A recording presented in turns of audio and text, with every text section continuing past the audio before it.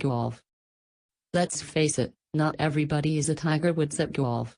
Ever had an experience where you're standing and being watched by a few people concentrated on the course and with a firm grip holding up your golf club, trying to stand in a sturdy position where your feet is locked onto the ground? You're telling everybody to be quiet as though the sound of their voice will affect the movement of the ball. You're swearing the birdies for chirping, and then you're now ready to make your move.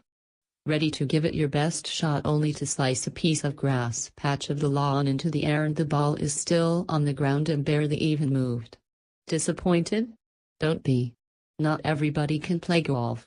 To play golf, it requires a player to be absolutely still while holding the golf club at a certain angle, that is to be directly opposite the hole a few yards or meters away. These are the most challenging parts to the game, in order to judge how hard to hit the ball so that it doesn't land too far from the hole or way off the course. It all depends on the impact of your shot a few yards away firstly. Even when nearby the hole, you have to touch it with just the perfect amount of push from the club to the ball so that it doesn't sway off its ball and hole path as well as doesn't go past the hole. Not that I'm a professional golf player myself. However, it's suggested that you start with a game of putt to get the hang of the whole swing before taking to the golf course. Soccer. At 9th spot in the list of hardest sports to play will definitely be soccer.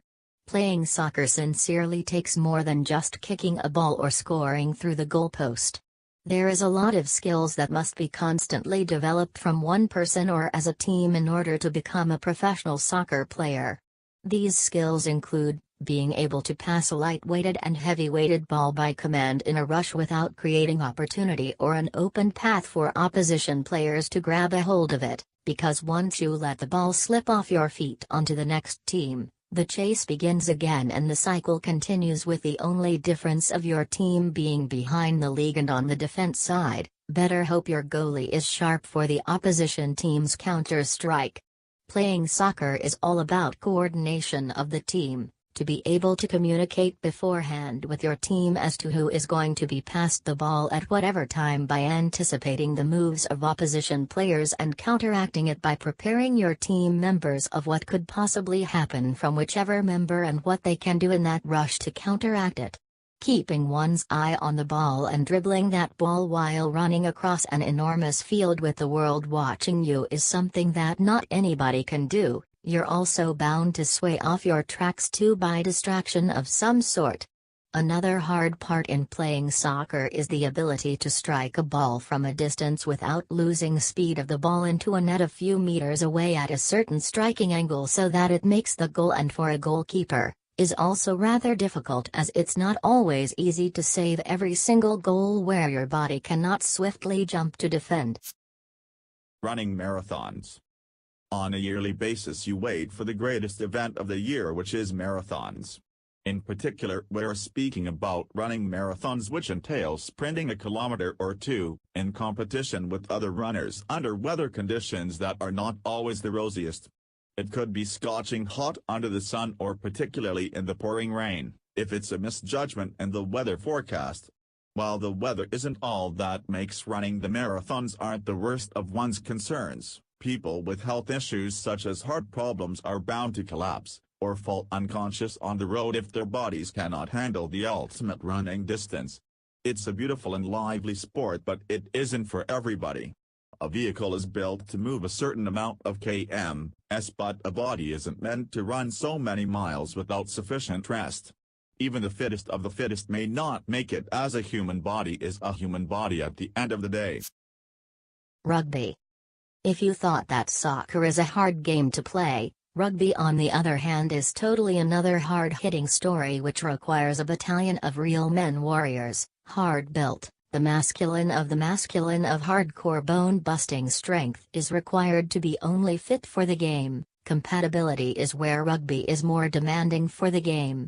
While soccer involves just dribbling and fast-paced movements in terms of eye movements and passing the ball to other team members, rugby involves an entirely different setup which involves playing with an oval-shaped ball firstly, which is heavy and hard to throw from a distance. Can you imagine the size of an arm you need to have in order to throw that oval a few meters, where the catch on the next side becomes the immediate next throw altogether, to be further passed around to other team members who have to run and carry it, to deliver it home? Make the run and take one for the team is what it's all about. What makes rugby one of the hardest sports to play is the fact that one of the main things is when a team of opposing muscular-sized men ram-head each other in a rough fashion, where they literally head and tackle each other, and your shoulder is the ultimate driving force. Tennis. Demand of mental ability as well as physical can sometimes be absolutely draining to the body, especially to such an extent where somebody may have heart issues or suffer huge amounts of stress at a time. Tennis is another hard and most difficult sports to play due to being at the highest of your mind's wits in order to smack a ball amongst yourself and your partner against somebody else and their partner. Sounds easy, isn't so? Nope, not at all, and only a person with years of experience on the tennis courts will be able to understand how mentally straining it may be to keep yourself at the highest of your attention levels, which by the way requires a razor-sharp mind as well as an active body that is focused and locked onto the ball approaching net a knock of a bat high speed. This basically means you have to hit the ball precisely at exactly the angle it came from, which could be down, up, left, right or from the middle. In order to successfully play this game, you'd have to move physically according to the ball for several hours of playing as well as working your mind simultaneously as well.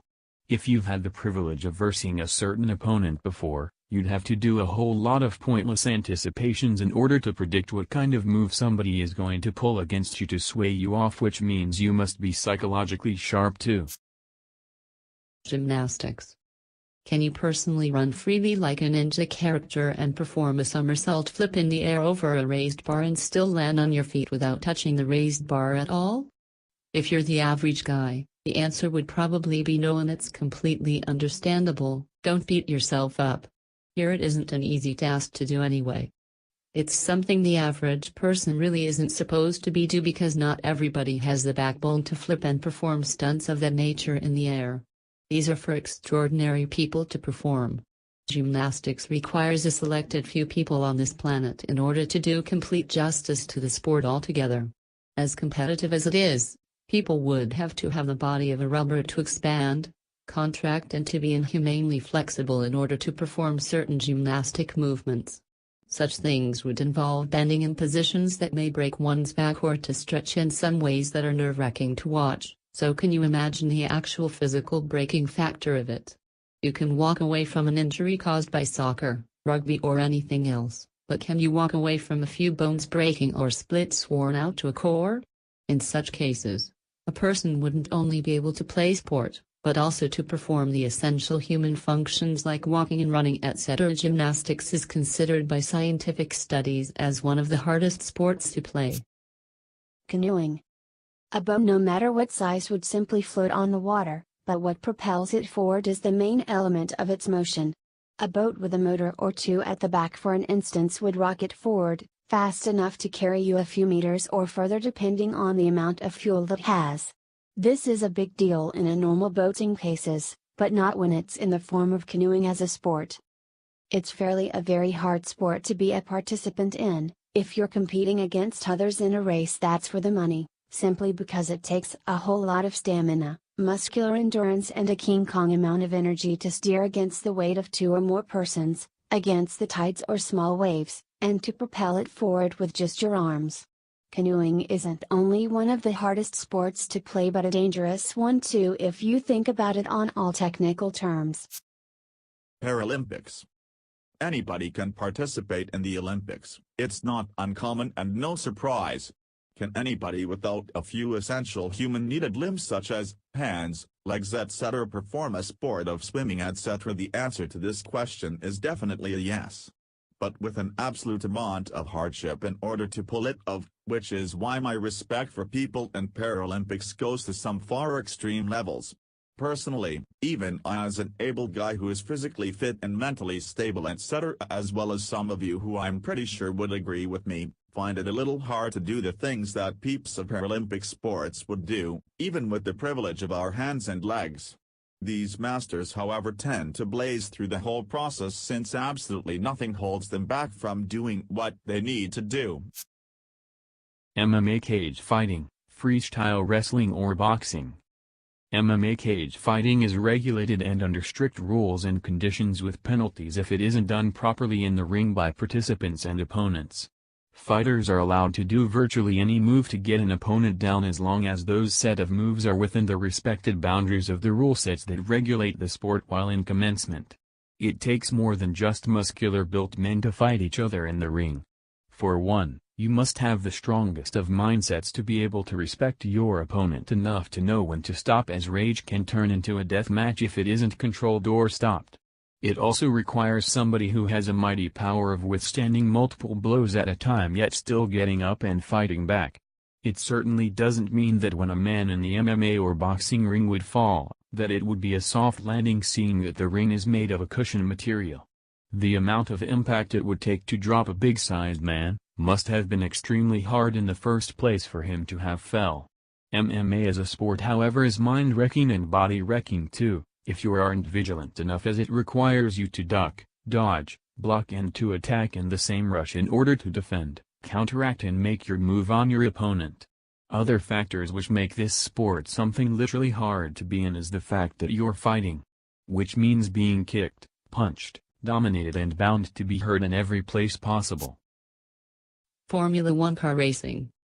Ranked number 1 amongst the hardest sports to play, simply due to how much of concentration, flexibility, physical endurance and tolerance of discomfort for long hours, mental stability and sharpness, years of experience needed to play, the amount of skill one has to develop as a standard and as a compulsory step in order to be a performer in this sport without killing others or getting killed themselves.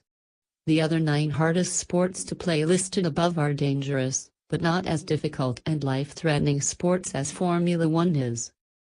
It is the hardest sport, simply because it requires a whole different species of man altogether, and somebody who can follow a code of precision by the second at that speed, pressure, velocity etc. One may be able to survive an earthquake, falling mountain, tsunami, yet remember, death is always the final destination of one's life. Don't be fooled. Impress nobody will be impressed with speed that you cannot handle in a car, and it's not always your life that's at stake on the road.